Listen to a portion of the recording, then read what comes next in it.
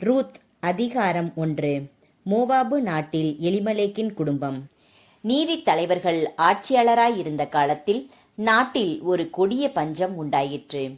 யூதாவிலுள்ள Bethlehem ஊரைச் சார்ந்த ஒருவர் பிழைப்பதற்கென்று தம் மனைவியையும் மைந்தர் இருவரையும் அழைத்து கொண்டு மோவாபு நாட்டிற்கு சென்றார். அவர் பெயர் எலிமலேக்கு. அவர் மனைவி பெயர் நகோமி. மைந்தர் இருவரின் பெயர்கள் மக்லோன், கிலியோன் என்பன. அவர்கள் யூதாவில் இருந்த பெத்லெகேமைச் சார்ந்த எப்ராத்து குடியினர். அவர்கள் மோவாபு நாட்டை அடைந்து அங்கு வாழ்ந்து வந்தார்கள். அவர்கள் அங்கே இருந்த காலத்தில் எலிமலேக்கு இறந்து போனார். எனவே நகோமி தம் இரு மைந்தரைத் தவிர வேறு துணையற்றவரானார். அவ்விருவரும் மோவாபு நாட்டு பெண்களை மணந்து கொண்டனர். ஒருவர் பெயர் ஓர்பா, மற்றவர் பெயர் ரூத். அவர்கள் பிழைக்க வந்து ஏறத்தாழ 10 ஆண்டுகள் ஆயின. பிறகு மக்லோனும் கிலியோனும் இறந்து போயினர். நகோமி தம் கணவரையும் இரு மைந்தரையும் இழந்து தன்னம் தனியாய் விடப்பட்டார். மாமியாருடன் மருமகள் காட்டிய அன்பு. நகோமி சொந்த நாட்டில் ஆண்டவர் தம் மக்களை கருணையுடன் கண்ணோக்கி அவர்களுக்கு உணவு கிடைக்கும்படி செய்தார்.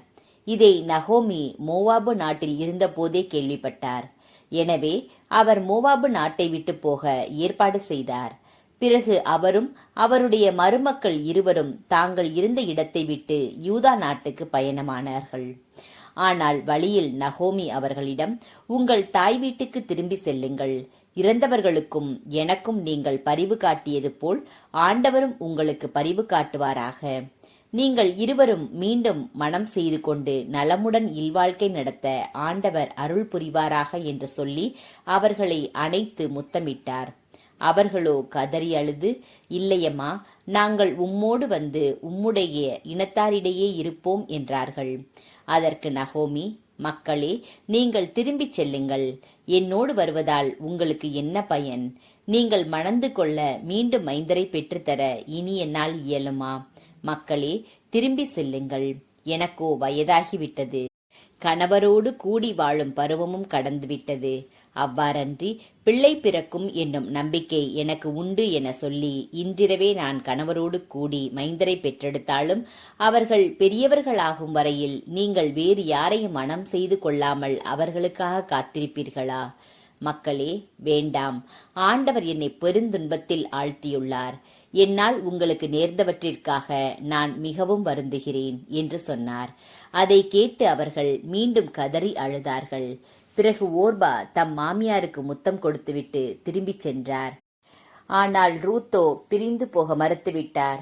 நகோமி அவரிடம், இதோ பார், உன் ஓரகத்தி தன் இனத்தவரையும் தன் தெய்வங்களையும் நோக்கி திரும்பி போய்விட்டாள். அவளைப் போல் நீயும் திரும்பிப்போ என்றார். அதற்கு ரூத், உம்மோடு வராமல் உம்மை விட்டு பிரிந்து போகும்படி என்னை நீர் வற்புறுத்த வேண்டாம்.